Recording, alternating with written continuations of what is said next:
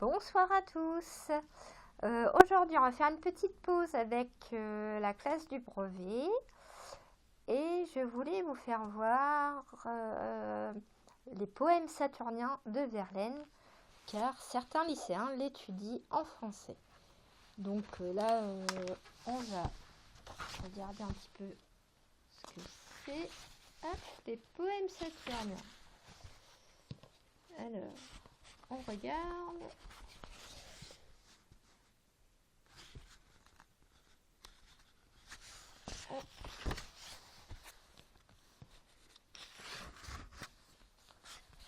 Là aussi, il y a un petit prologue. Mon fils rigolerait d'ailleurs des prologues. Dans ces temps fabuleux, les limbes de l'histoire, où les fils de Rago, beaux de phare et de gloire, vers la Ganga régnaient leur règne étincelant, et par l'intensité de leur vertu troublant. Les dieux et les démons et Bhagava lui-même, Auguste s'élevait jusqu'au néant suprême.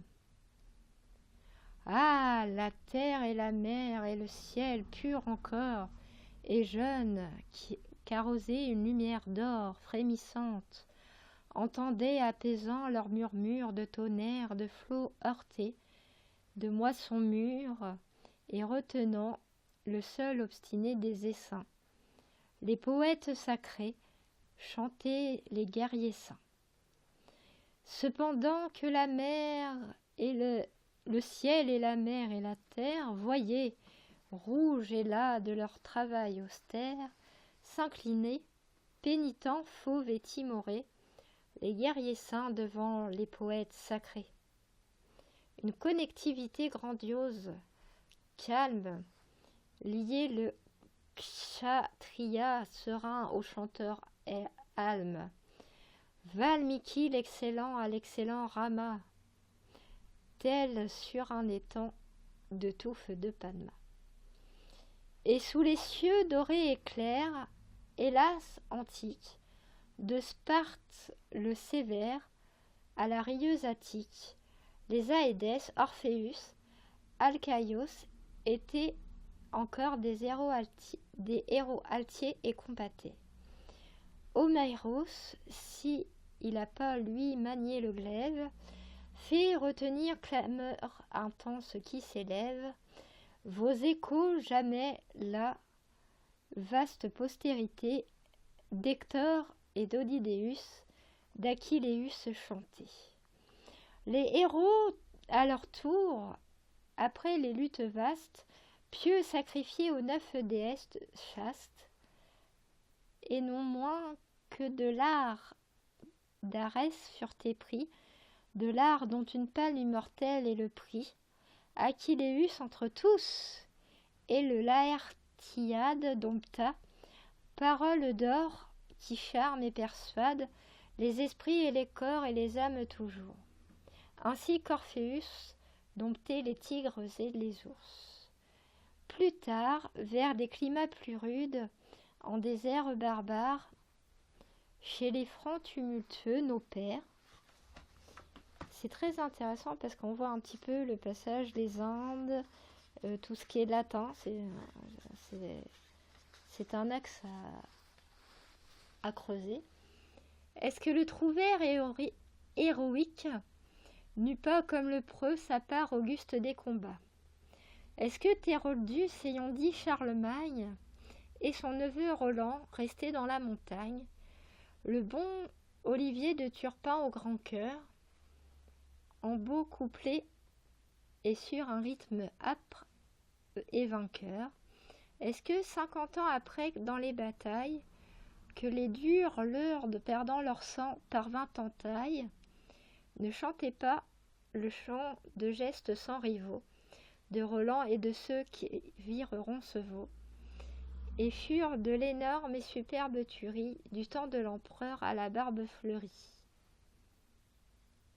L'empereur à la barbe fleurie, c'est Charlemagne, bien sûr. Aujourd'hui, l'action et le rêve ont brisé le pacte primitif par les siècles usés, de l'harmonie immense et bleue de la force. la force qu'autrefois le poète tenait en bride Blancheval qui rayonnait, féroce bondissante et folle toujours prête à tout carnage, à tout dévastement, à tout égorgement d'un bout du monde à l'autre bout. L'action qu'autrefois régnait le chant des lyres, le trouble enivré en proie au sang des lyres, fuligineux d'un siècle en ébullition. L'accent à présent, ô pitié, l'action, c'est l'ouragan, c'est la tempête, c'est la houle marine dans la nuit sans étoiles qui roule et déroule parmi les bruits sourds, l'effroi vert et rouge des éclairs sur le ciel entr'ouvert. Cependant, orgueilleux et doux, loin des vacarmes, de la vie et du choc désordonné des armes, mercenaires voyaient gravissant les hauteurs ineffables, voici le groupe des chanteurs, en pourpre la fierté sereine de leur pose, tout beau, tout pur, avec des rayons dans les yeux, et sous le front le rêve inachevé des dieux. Le monde que troublaient leurs paroles profondes les exile. À leur tour, ils exilent le monde. C'est ce qu'ils ont à la fin compris, qu'il ne faut plus mêler la note pure au cri irrésolu que va poussant la foule obscène et violente, et que l'isolement sied à leur marche lente. Le poète, l'amour du beau, voilà sa foi. L'azur, son étendard, l'idéal, sa loi. Ne lui demandez rien de plus, car ses prunelles, où le rayonnement des choses éternelles a mis des visions qu'il suit avidement, ne saurait s'abaisser une heure seulement sur le honteux conflit des besognes vulgaires et sur vos vanités plates. Si naguère, on le vit au milieu des hommes, épousant leurs querelles, pleurant avec eux, les poussant aux guerres, célébrant l'orgueil des républiques et l'éclat militaire et les splendeurs auliques, sur la guitare, sur la harpe et sur le luth, s'il honorait parfois le présent d'un salut et daignait consentir à ce rôle de prêtre, d'aimer et de bénir, s'il voulait bien être la voix qui rit ou pleure, à l'heure qu'on pleure ou rit, si il inclinait vers l'âme humaine son esprit, c'est ce qu'il se méprenait vers l'âme humaine. Maintenant, on va à mon livre, le hasard te mène. Et voilà.